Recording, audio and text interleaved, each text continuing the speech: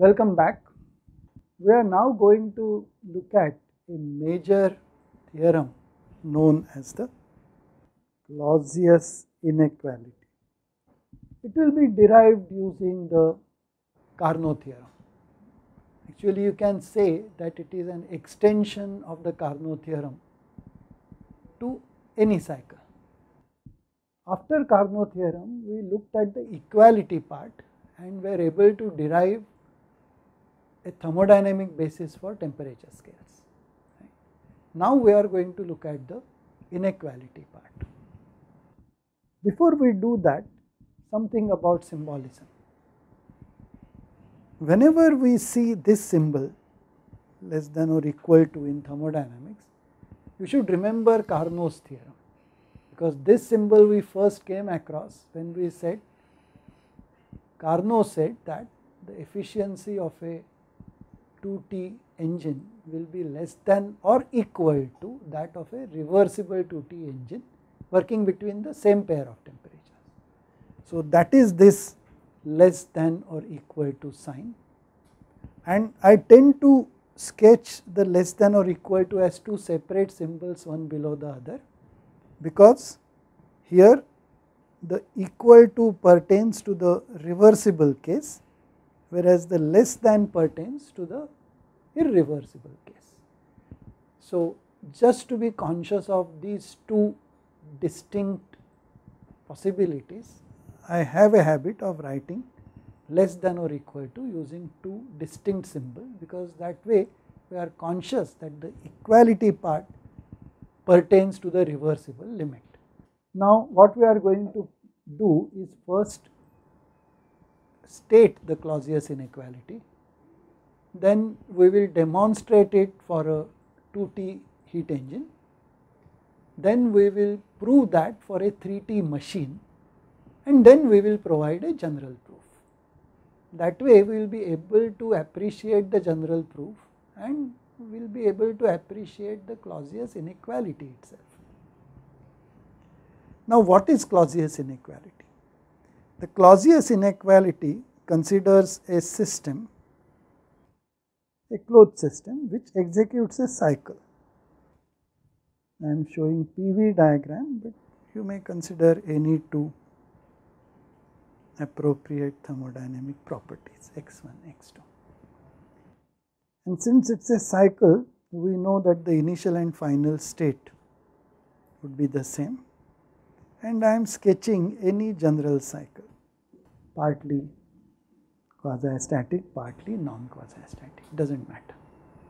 Now the Clausius inequality says that if the system executes during part of a cycle a heat interaction, absorbs some heat dq, and if the temperature of the system or temperature of that surface of the system across which this dq takes place is T, then the Clausius inequality states that over the cycle the integral dq by T must be less than or equal to 0. This is the Clausius inequality.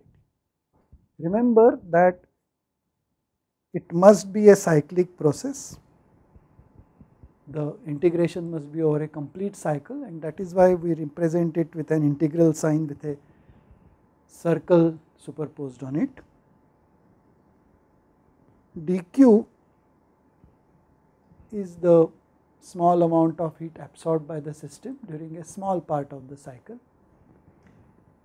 and T is the temperature of the system at that instant and across that boundary or at that boundary across which this dq interaction takes place.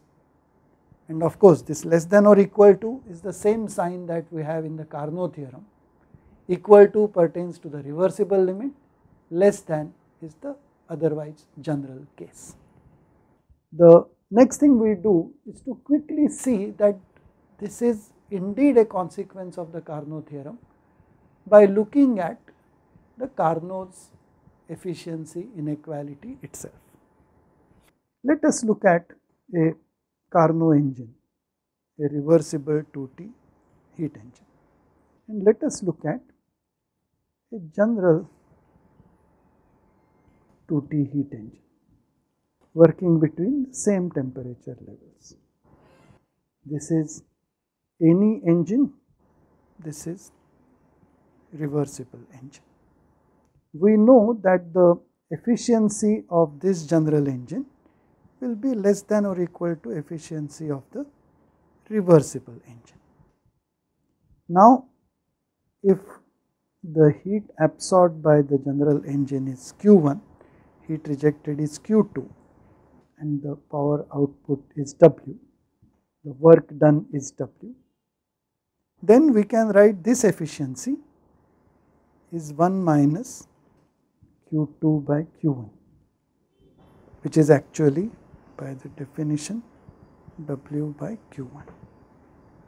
The efficiency of the reversible heat engine and the definition of the thermodynamic temperature scales tell us that eta R is 1 minus T2 by T1, where T2 and T1 are temperatures on the Kelvin scale, and of course we have this less than or equal to. Now let us proceed from here.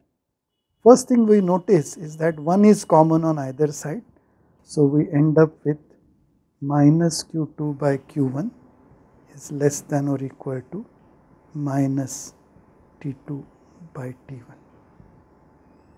Then we notice the following. We notice that Q1 is heat absorbed by the engine, so that will be a positive number. So if I multiply this equation by a positive number Q1, the sign of the inequality is not going to change. Similarly, I notice that T2, the thermodynamic temperature, is also a positive number. All thermodynamic temperatures are positive numbers. And hence if I divide by T2, again the sign of the inequality will not change.